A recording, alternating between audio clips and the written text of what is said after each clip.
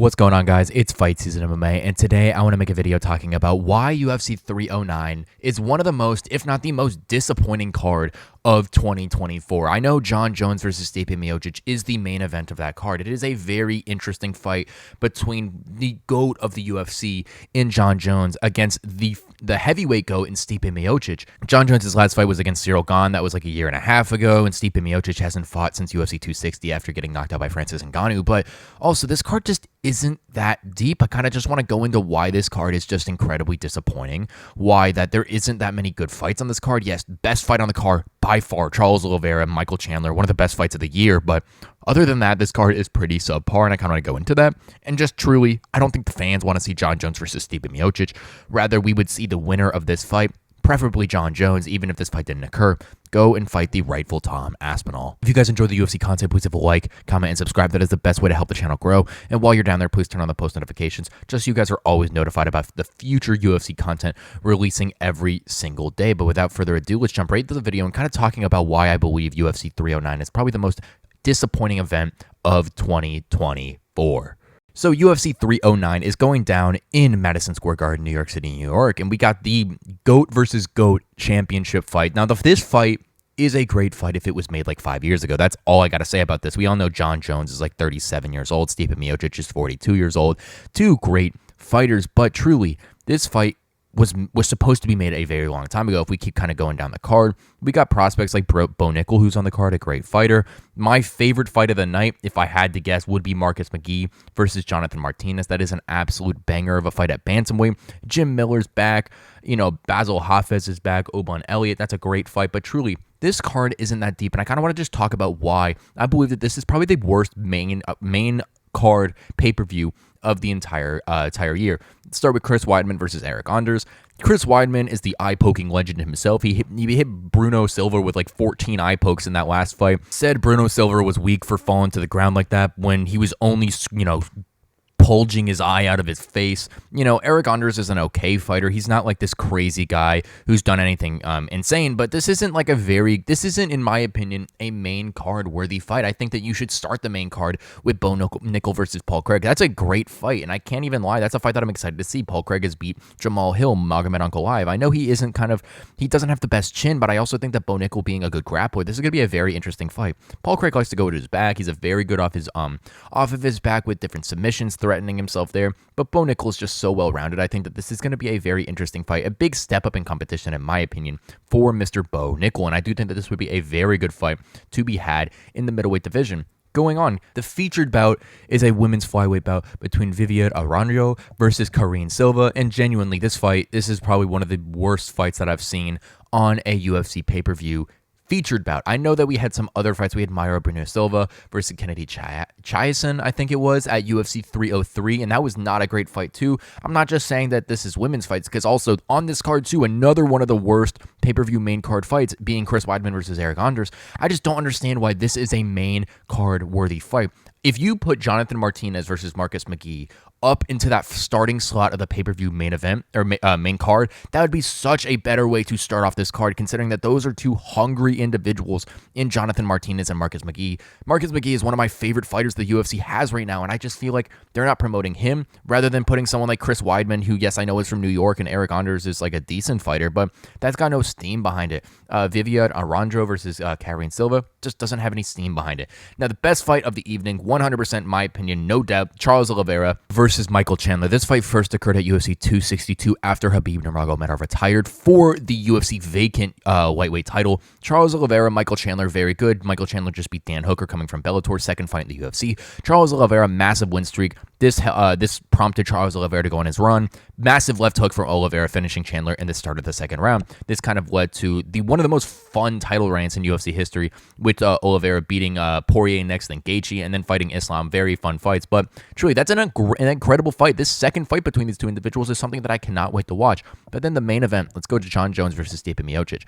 This, in my opinion, is one of the most underwhelming main events of the year. Jon Jones is one of the biggest stars the UFC has ever seen. Stipe Miocic, one of the biggest heavyweight stars the UFC has ever seen. But I just don't know how Stipe Miocic is going to win this fight. I understand that heavyweight kind of being older and older and older doesn't matter as much, considering that a lot of these younger, smaller divisions rely on skill a lot more than power, and all that different type of stuff.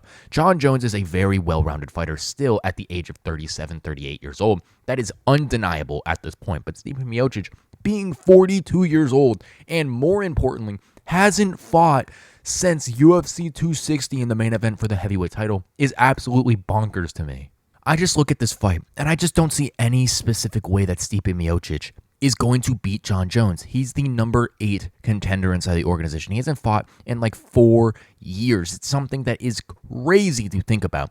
Also, the thing I think that really makes fans a little bit antsy about this fight and a little bit not happy with it is they see Tom Aspinall being the backup fighter. How is the interim champion a backup fighter for the UFC title? There is no way that he can be a backup fighter. Tom Aspinall, in my opinion, would go and smoke Jon Jones. I'll leave a video link, kind of hear about some other videos that I have about Tom Aspinall, because I truly think that Tom Aspinall would go in and smoke both of these individuals, but I just don't see what this fight does. It is a legacy fight. I understand this is kind of paying back both of these individuals since they've had such a good run inside the UFC organization, but truly, this isn't the fight to be headlining this card. And yes, I know Jon Jones wants to fight in Madison Square Garden one time prior to him leaving, but I feel like if you're going to give them this card with a fight that, yes, has the name recognition, but was made way too late, why wouldn't you stack the card a little bit more? You look at UFC 308, that main card was stacked. You talk about Cyril Gane versus Alexander Volkov getting removed from that card, and that main card was still stacked. I would take pretty much all of those fights compared to this one. We talking about Sharon Magomedov versus Armin Petrosyan versus Chris Weidman versus Eric Anders. I'm taking the 308. You're talking about Lerone Murphy versus Dan Ige versus Bo Nickel and Park Craig. I'm taking Lerone Murphy and Dan Ige. Ankalaev versus Rakic versus Aranjo and Silva. I'm taking Magomedov and Rakic.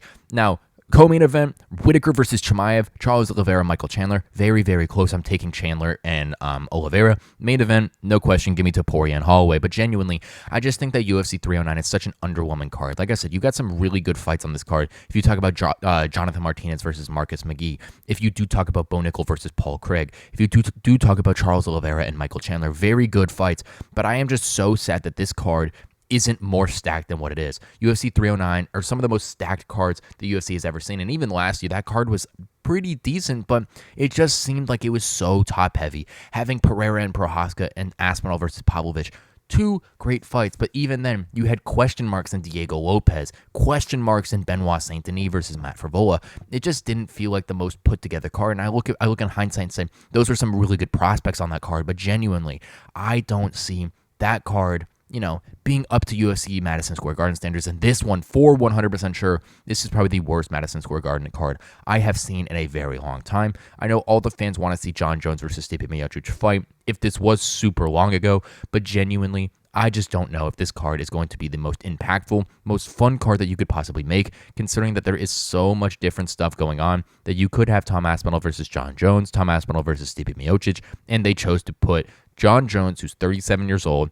to fight Stipe Miocic, the 42-year-old heavyweight GOAT at this point, when I truly do think that Aspinall is the proper deserving person of this title shot.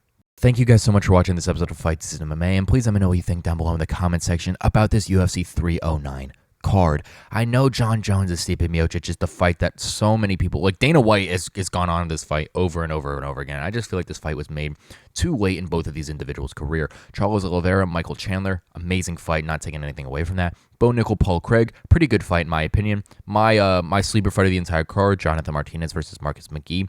Really some very interesting fights on this card, but I do think that this main card is pretty abysmal. Chris Weidman, Eric Anders, not a good fight. Vivian Aranjo versus Karen Silva, not a good fight. And Jon Jones versus Stipe Miocic is an incredibly overrated fight in my opinion. Not saying it's not a fight that we don't need to see, but I truly think that Jon Jones versus Tom Aspinall is the fight that the UFC fans are just dreaming of. We know Jon Jones wants to take this fight with Stipe Miocic, and then I'm presuming retire prior to this happening. But I hope Jon Jones sits there and calls Aspinall out into the octagon, says that he wants to take this fight early next year, show that he is one of the GOATs of the UFC organization, and show him that Tom Aspinall is nothing that he's ever seen. Jon Jones is still the greatest, because that's the thing that we all want to see. If Jones versus Aspinall occurs, that'd be the biggest thing in UFC history to happen. If you guys enjoy the UFC content, please have a like, comment, and subscribe. That's the best way to help the channel grow. And while you're down there, please turn on the post notifications, just so you guys are always fully notified about future UFC content releasing every single day. Thank you guys so much for watching, and I'll catch you guys very soon with more UFC content and news.